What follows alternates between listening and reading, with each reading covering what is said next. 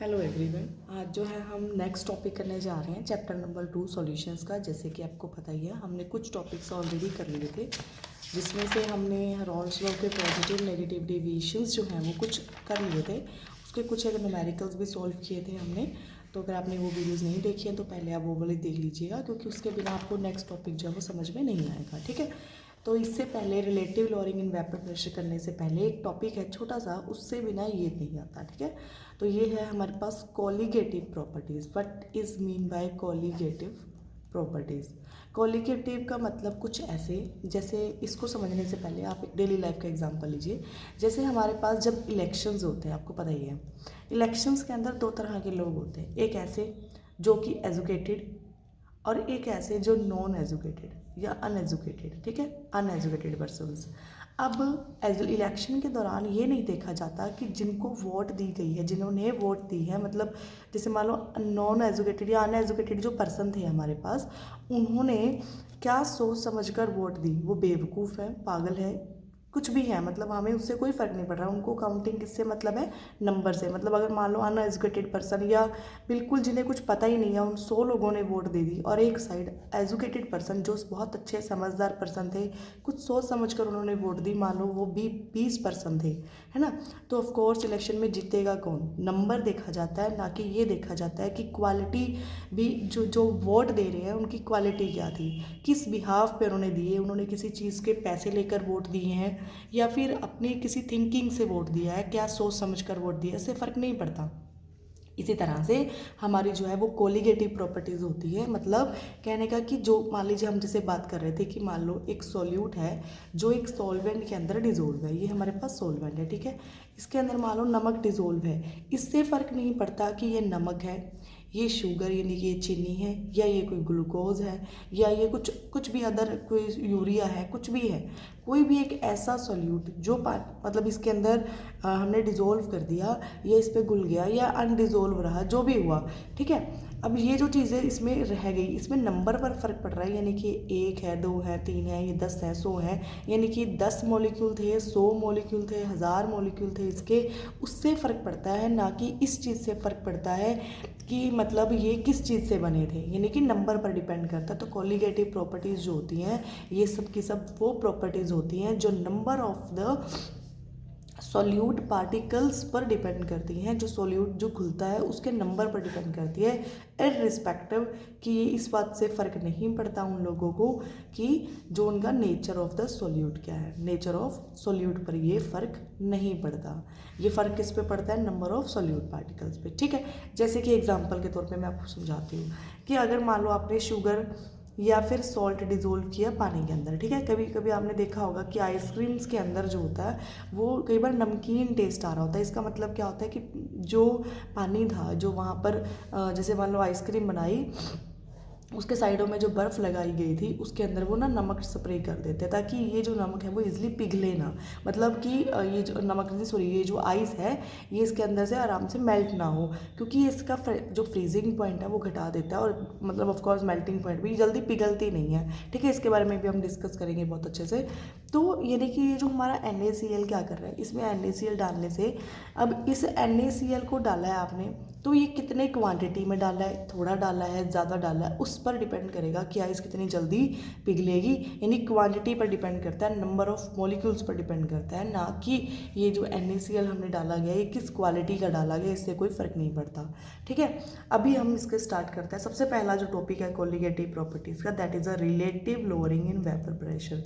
देखो आपको मुझे लगता है रिलेटिव लोअरिंग है ना, लोअरिंग मतलब घटना किस चीज़ का? वेपर प्रेशर का। तो relative lowering in vapour pressure ये कब होता है? सबसे पहले कंडीशन होती है कि जैसे मान लो आपके पास जो सॉल्यूट है वो नॉन वॉलेटाइल होना चाहिए। आई होप आपने इतनी पीछे वाली जितनी भी टॉपिक्स पढ़े हैं तो आपको वॉलेटाइल और नॉन वॉलेटाइल का डिफरेंस आता होगा। ठीक है, ये मैं मानकर चलती हूँ। वैसे मैं फिर भी चलो बता देते हैं। नॉन वॉलेटाइल का मतलब है जिसके वेपर्स नहीं बनते। ठीक है, that is called non volatile. और एक जो हमारा सोलवेंट है वो कैसा होना चाहिए? वॉलेटाइल होना चाहिए। ये कॉन्सेप्ट तब हमारा यूज़ होता है, relative lowering in vapour pressure, right. मान लो जैसे कि एग्जाम्पल के तौर पर हमारे पास एक जो है सोलवेंट था, इस सॉल्वेंट के अंदर हमने एक सॉल्यूट को डिसोल्व किया, जैसे मान लो ये सॉल्यूट है, कहीं कहीं सॉल्यूट आ गया, बीच बीच में कहीं कहीं सॉल्वेंट है। अब जब हुआ क्या कि जब हमने प्योर सॉल्वेंट लिया था, मान लो ये प्योर सॉल्वेंट था हमारे पास, ठीक है, सॉल्यूट अभी हमने नहीं डाला, ये प्योर है और ये हमारा क्या बना दिया हमने, सॉल्यूशन बना लिया, ठीक है। ये प्योर सॉल्वेंट तो जितना ज़्यादा उड़ेगा उतना तो सॉल्यूट, ये सॉल्यूशन नहीं उड़ सकता, क्योंकि इसका जो एरिया है, देखो इस एरिया के ऊपर कुछ मॉलिक्यूल किसके आ गए, सॉल्यूट के, तो एरिया क्या हो गया उसके ऊपर सॉल्वेंट के लिए, less, area of the solvent क्या हो गया, लेस, जिसकी वजह से जब इसके वेपर्स बनेंगे तो सही, बट बीच बीच में जहाँ जहाँ सॉल्यूट ने जगह ले रखी है, इसका मतलब वहाँ मतलब उसको एरिया कम मिला है वेपर्स बनने के लिए, इसी वजह से इसके जो वेपर प्रेशर होगा वो क्या होगा, हमेशा लेस होगा, और इसका वेपर प्रेशर हमेशा क्या होगा, मोर होगा, राइट। ये चीज़ समझ में आई आपको। तो ये कितना कम होगा, मतलब प्योर सॉल्वेंट का अगर वेपर प्रेशर मान लीजिए 80 एटमॉस्फेयर था, सपोज मान लेते हैं हम 80 था, और अगर इसका घटकर मान लो 40 रह गया, हाफ रह गया, तो ये चेंज कितना आया, मतलब 80 माइनस 40 कितना चेंज आया, 40 का। तो हमने वही कैलकुलेट करना है कि ये जो चेंज है वो 80 में से 40 होगा, 50 होगा, 60 होगा, 70 होगा, कितना घटेगा, वो सब डिपेंड करता है हमारे जो है सॉल्यूट, मतलब जो हमारा सॉल्यूट इसमें घुला है उस पर डिपेंड करेगा, राइट। जैसे कि अभी एग्जाम्पल लेते हैं हम, जैसे इसको सॉल्यूशन, पहले इसका एक हम डेरिवेशन कर लेते हैं छोटा सा। मैं ज़रा 1 मिनट देख लूँ कि वीडियो ठीक चल रही है या नहीं, 1 सेकेंड।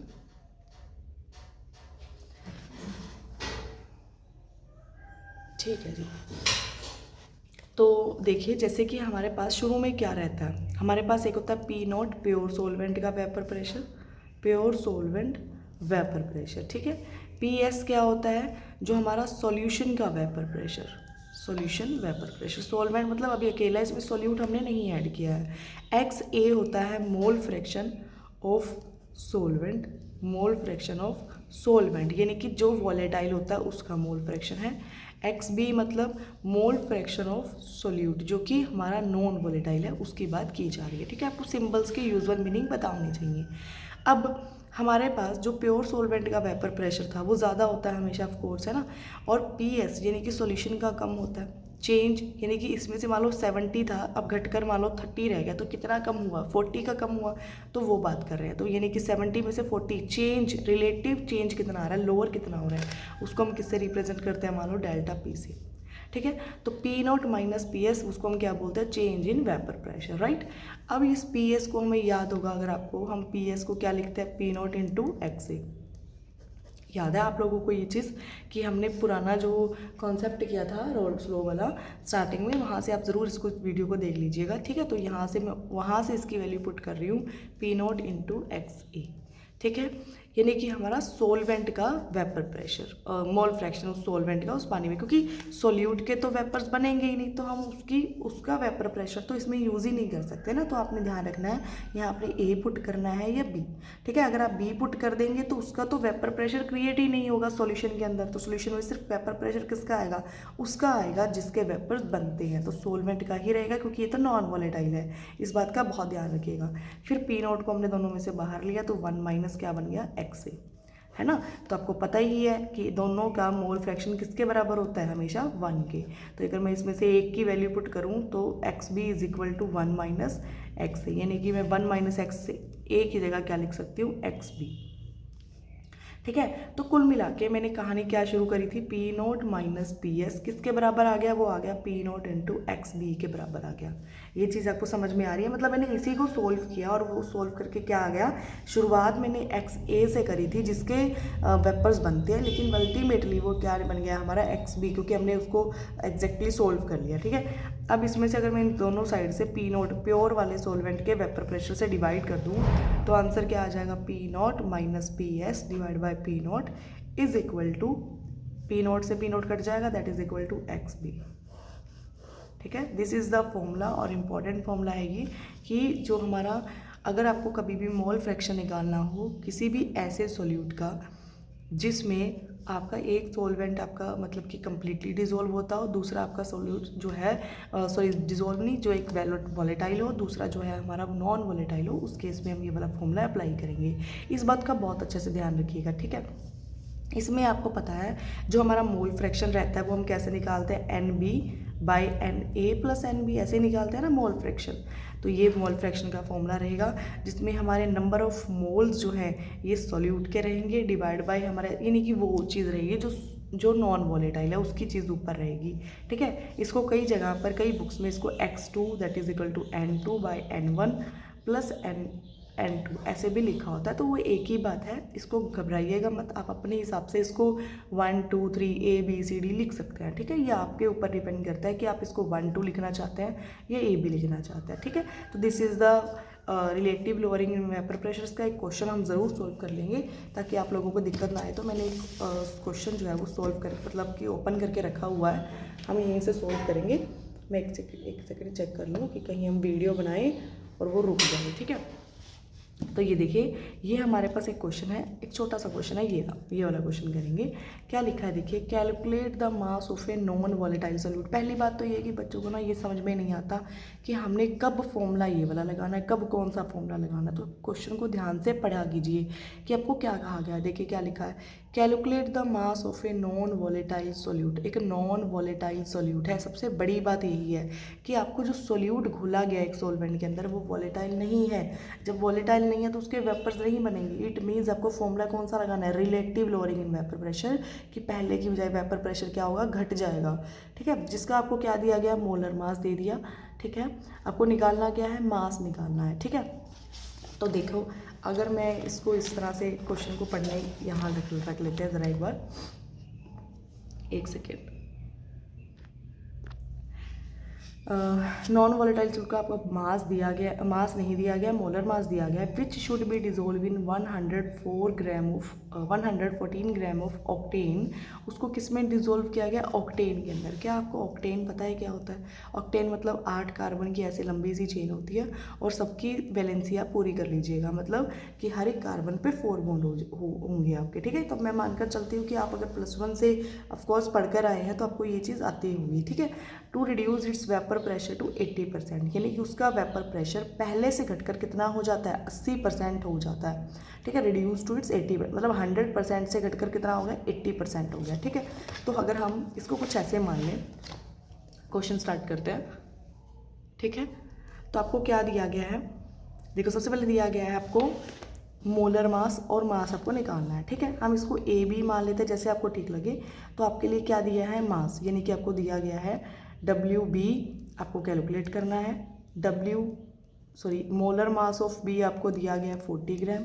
एक सेकेंड बच्चे मैं चेक कर लूँ ज़रा, मुझे ऐसा लगता है कि हाँ विजिबल तो है आपको। ठीक है, 40 gram, which should be dissolve in 114 gram, यानी डिजोल्व किया गया, यानी कि सोलवेंट का कितना है, सोलवेंट का कितना दिया, 114 ग्राम, और कितना 114।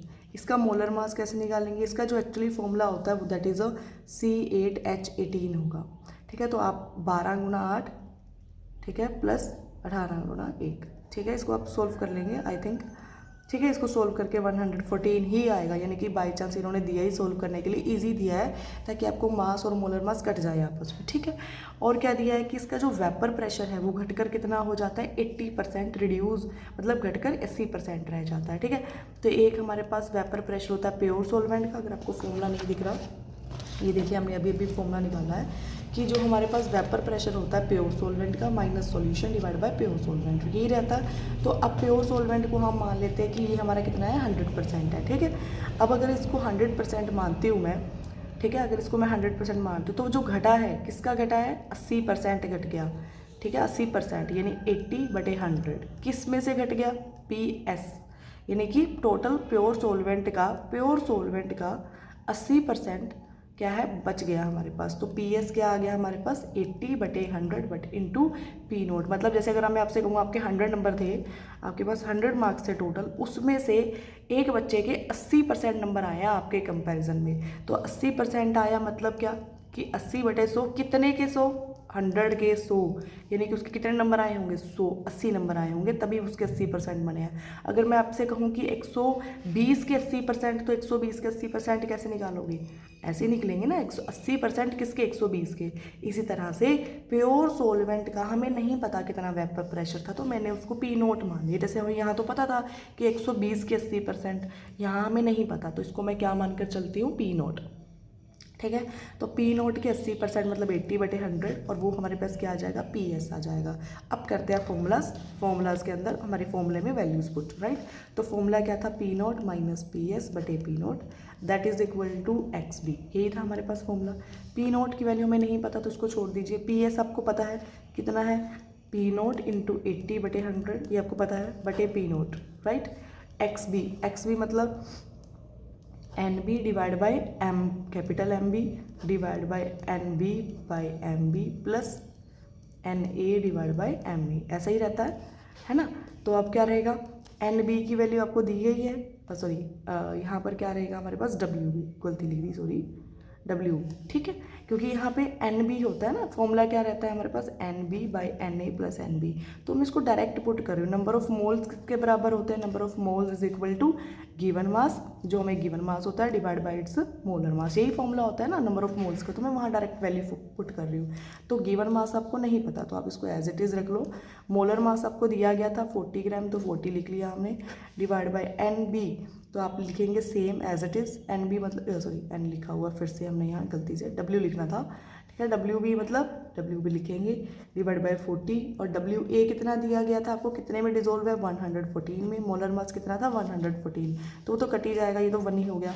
तो मतलब P naught minus P naught into 80 divide by 100 is equal divide by P naught is equal to W B by 40 divide by W B plus 40 plus 1, ऐसा रह गया हमारे पास। अब आपने इसको करना है ओवरऑल सोल्व, कि आपने इसको क्रॉस मल्टीप्लाई करके इसको सोल्व करना है। आपको आई होप आप जो कर लेते हैं मैथ्स जो है वो आपको आता होगा, मैं ये ऐसा मानकर चल सकती हूँ क्या कि मैथ्स जो है वो आपको आता होना चाहिए, है ना। तो आप इसको जो है इस तरह से सोल्व करिएगा कि जो है मतलब मैं मानकर चलती हूँ कि आपको ये मैथ जो है वो आता होगा। अगर फिर भी नहीं आता तो आप मुझे बता सकते हैं कमेंट सेक्शन में ज़रूर कि कैसे कैसे करना है। तो फिर भी हल्का फुल्का मैं जितना होता है वो मैं सोल्व कर देती हूँ। पी नोट से बाहर करिएगा, पी नोट बाहर ले लीजिएगा, 1 माइनस 80/100 हो जाएगा, ठीक है। कोशिश करती हूँ मैं जितना मतलब मैं करवा सकती हूँ अभी करवा देती हूँ, क्योंकि फिर वीडियो जो है वो बहुत लॉन्ग हो जाती है, तब थोड़ी सी मुश्किल आती है आप लोगों को फिर, ठीक है। तो अब ये तो पी नोट से पी नोट तो कट गया, यानी 100 माइनस 80/100, ठीक है। ये मैं थोड़ा सा फास्ट स्टेप करूँगी ताकि आपको समझ में थोड़ा सा वीडियो ज़्यादा हमारी लंबी ना हो जाए,